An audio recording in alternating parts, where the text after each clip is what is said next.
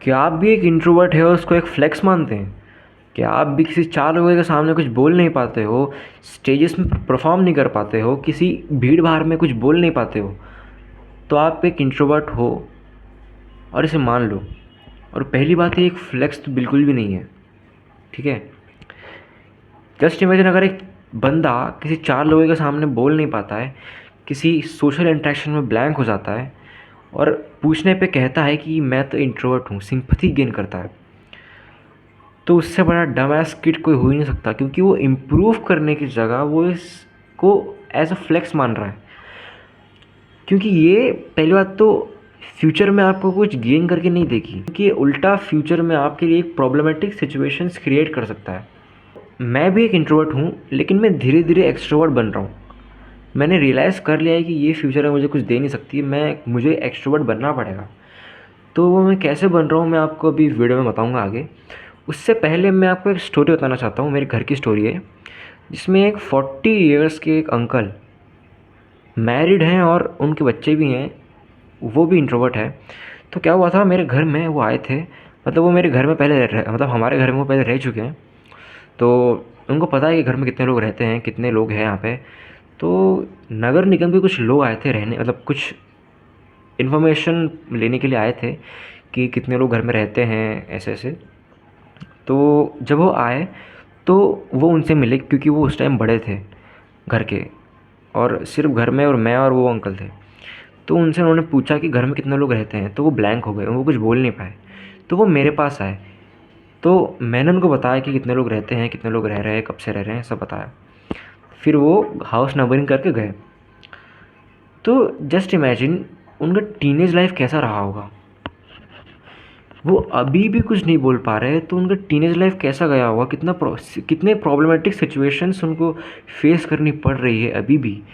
आप गैस मतलब आप ऐसा इमेजिन नहीं करोगे, जब भी वो बैठते हैं ऐसा ग्रुप डिस्कशन में किसी बड़े के, तो उनको कोई सीरियसली नहीं लेता, क्योंकि वो इतना बोलते भी नहीं हैं। और जब वो बोलते हैं तो उनके जो शब्द है उसमें उतनी क्वालिटी नहीं रहती है। तो अब मैं आपको बताऊंगा कि मैं अपने आप को एक्सट्रोवर्ट बनने के लिए इम्प्रूव कैसे कर रहा हूँ। तो हमारे स्कूल में कुछ ऐसे हर वेडनेसडे थर्सडे को एक्टिविटीज़ होती है। उस एक्टिविटीज़ में हमको स्टेज में जाके परफॉर्म करना होता है। तो ज़्यादा नहीं, कुछ लास्ट ईयर से ही मैंने 2025 से ही मैंने स्टार्ट किया है, मतलब जनवरी से मैंने स्टार्ट किया था पार्टिसिपेट करना। मैं अकेला ही नहीं था, मतलब मेरे कुछ फ्रेंड भी थे, मतलब ज़्यादा नहीं, सिर्फ एक दो फ्रेंड थे जो मेरे साथ करते थे। तो मेरे को बहाना मिलता था कि ये लोग कर रहे तो मैं क्यों नहीं करूँ।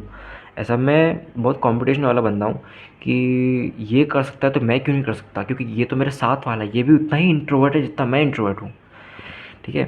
तो मैंने ये किया, मैंने सिंगिंग में पार्टिसिपेट किया था। इसमें मैं फ़र्स्ट, मतलब जिसमें मैं फ़र्स्ट तो नहीं, सेकंड पोजीशन मैंने गेन करी थी, और बहुत ही मुझको कॉन्फिडेंस आया था उसके बाद। उसके बाद जितना मैं खुश हुआ था उतना ही मैं दुखी हुआ था, क्योंकि सेकंड बार मैंने एक पीपीटी प्रेजेंटेशन के कंपटीशन में पार्ट लिया था, जिसमें मैं फुल्ली ब्लैंक हो गया था वहाँ जाके। वहाँ मैं मतलब मैंने एक रात पहले बहुत प्रैक्टिस करी थी, लेकिन मैं वहाँ जाके कुछ बोल नहीं पाया, मैं सब भूल गया। उसके बाद एक कॉन्फिडेंस में बहुत गंदा ड्रॉप भी आया था, लेकिन अब मैं धीरे धीरे और इम्प्रूव कर रहा हूँ। और मैंने गरबा गरबा खेला था लास्ट टाइम। गरबे में कम से कम 11 डेज़ का वो प्रोग्राम होता है, जिसमें मैंने पार्टिसिपेट किया, जिसमें मैंने 11 डेज़ जाके परफॉर्म किया था। हमारे ग्रुप ने परफॉर्म किया था, जिसमें मैंने कम से कम 200 लोगों के सामने परफॉर्म किया था।